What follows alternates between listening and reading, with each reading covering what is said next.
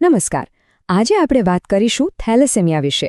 આ એક એવી ગંભીર બીમારી છે જેની સામે સૌથી મોટો બચાવ કોઈ જટિલ સારવાર નથી, પણ ફક્ત સાચી જાણકારી છે. તો ચાલો આજે આપણે આ બીમારીને મૂળથી સમજીએ. આ સવાલ ખરેખર વિચારવા જેવો છે નહીં? જરા કલ્પના કરો, લાખો લોકો દરરોજ એવી પરિસ્થિતિનો સામનો કરે છે જેમાં એમનું શરીર એકદમ પાયાનું કામ એટલે કે પૂરતું લોહી બનાવવાનું કામ કરી જ નથી શકતું. અને આ જ થેલેસેમિયાની એક કડવી હકીકત છે. તો આખરે આ થેલેસેમિયા છે શું? જો સાવ સરળ શબ્દોમાં કહીએ તો આ લોહી સાથે જોડાયેલી એક વારસાગત બીમારી છે. આમાં થાય છે એવું કે શરીર હિમોગ્લોબિન નામનો એક ખૂબ જ જરૂરી પ્રોટીન પૂરતા પ્રમાણમાં બનાવી શકતું નથી. તો ચાલો આપણે સૌથી પહેલાં એ સમજીએ કે આ બીમારી શું છે અને આપણા શરીર પર એની અસર કેવી રીતે થાય છે. હવે હિમોગ્લોબિનનું કામ બહુ જ રસપ્રદ છે. એને આપણા શરીરનો ઓક્સિજન કુરિયર સમજી લો. આપણા લોહીમાં જે લાલ કણ હોય છે એની અંદર રહેલું આ પ્રોટીન ફેફસામાંથી ઓક્સિજન ઉપાડીને શરીરના એક કોષ સુધી પહોંચાડે છે. આના વગર તો શરીરને ઊર્જા જ ન મળે. તો હવે સવાલ એ થાય કે આ બીમારી થાય છે કેમ? ના, આ કોઈ ચેપ નથી જે બહારથી લાગે. આ તો વારસામાં મળે છે.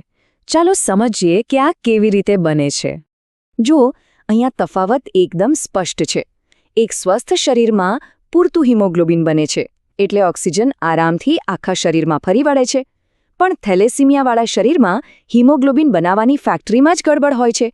પરિણામ, શરીરને પૂરતો ઓક્સિજન જ નથી મળતો, જેના કારણે ગંભીર નબળાઈ અને એનિમિયા થાય છે. આ બીમારી પેઢી દર પેઢી કેવી રીતે ઉતરે છે એ સમજવું ખૂબ જરૂરી છે. જો બાળકને માતા-પિતા બંને પાસેથી તંદુરસ્ત જનીન મળે તો એ બિલકુલ સામાન્ય હોય છે. જો કોઈ એક પાસેથી ખામીવાળું જનીન મળે તો બાળક થેલેસેમિયા કેરિયર બને છે.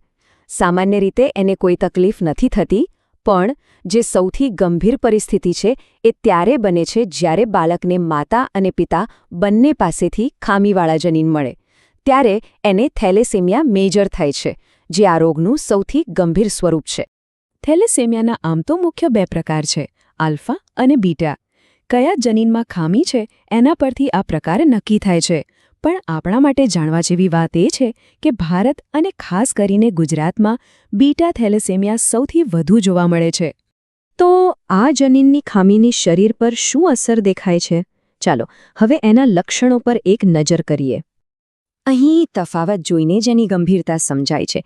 એક બાજુ એક તંદુરસ્ત બાળક છે જેનો વિકાસ સામાન્ય છે, જે શક્તિથી ભરપૂર છે, અને બીજી બાજુ થેલેસેમિયા મેજરથી પીડાતા બાળકમાં વિકાસ ધીમો પડી જાય છે, સતત થાક અને નબળાઈ રહે છે, ચહેરો ફિક્કો પીળો પડી જાય છે, હાડકાં નબળા પડી જાય છે અને પેટ પણ ફૂલી જાય છે.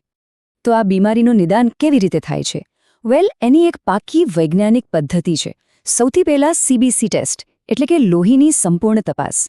પછી આવે HB ઇલેક્ટ્રોફોરેસિસ, જે હિમોગ્લોબિનનો ઊંડાણપૂર્વક અભ્યાસ કરે છે. અને છેલ્લે DNA ટેસ્ટથી પાક્કું થઈ જાય છે. આનાથી ખબર પડી જાય છે કે વ્યક્તિ સામાન્ય છે, કેરિયર છે કે પછી મેજર. ઓકે, નિદાન તો થઈ ગયું, પણ આનો ઇલાજ શું છે? મેડિકલ સાયન્સ આ પરિસ્થિતિ સામે કેવી રીતે લડે છે? ચાલો હવે એ જોઈએ. થેલેસેમિયાને મેનેજ કરવા માટે મુખ્યત્વે 3 રીતો છે. પહેલી અને સૌથી સામાન્ય છે નિયમિત રીતે લોહી ચડાવવું. બીજું, વારંવાર લોહી ચડાવવાથી શરીરમાં જે વધારાનું આયન એટલે કે લોહ તત્વ જમા થાય એને દૂર કરવા માટેની આયન કિલેશન થેરાપી. અને ત્રીજું, બોન મેરો ટ્રાન્સપ્લાન્ટ, જે આ બીમારીનો એકમાત્ર સંભવિત કાયમી ઇલાજ છે. દર 2 થી 4 અઠવાડિયે. જરા વિચારો, દર મહિને આખી જિંદગી એક દર્દીને લોહી ચઢાવવા માટે હોસ્પિટલ જવું પડે છે. આ એક ક્યારેય ન અટકતી જીવનભરની પ્રક્રિયાનો બોજ છે. બોન મેરો ટ્રાન્સપ્લાન્ટ એ કાયમી ઇલાજની આશા તો જરૂર આપે છે, પણ હકીકત એ છે કે આ પ્રક્રિયા ખૂબ જ ખર્ચાળ, અત્યંત જટિલ અને કમનસીબે મોટાભાગના લોકોની પહોંચની બહાર છે. તો પછી આટલી જટિલ બીમારી, આટલી મુશ્કેલ સારવાર, શું આનો કોઈ સરળ રસ્તો છે? આ રોગ સામેનો આપણો સૌથી શક્તિશાળી હથિયાર કયો હોઈ શકે?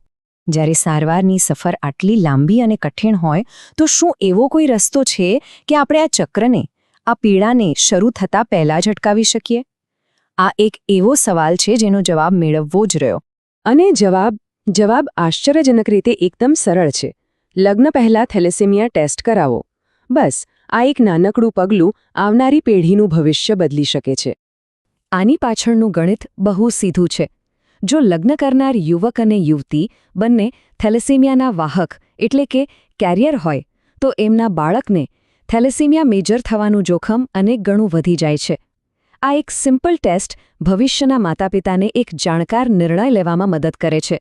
યાદ રાખો, જાગૃતિ એ જ રોકથામનું પહેલું અને સૌથી મહત્વનું પગલું છે. અને આપણે આ વાતને એક શક્તિશાળી સવાલ સાથે પૂરી કરીશું. શું ખરેખર એક સાધારણ ટેસ્ટ એક બાળકની આખી જિંદગીની પીડાને રોકી શકે છે? આ સવાલ આપણને જ્ઞાનની તાકાત અને સમયસર લીધેલા એક નાના પગલાંના મોટા પરિણામ વિશે વિચારવા પર મજબૂર કરે છે.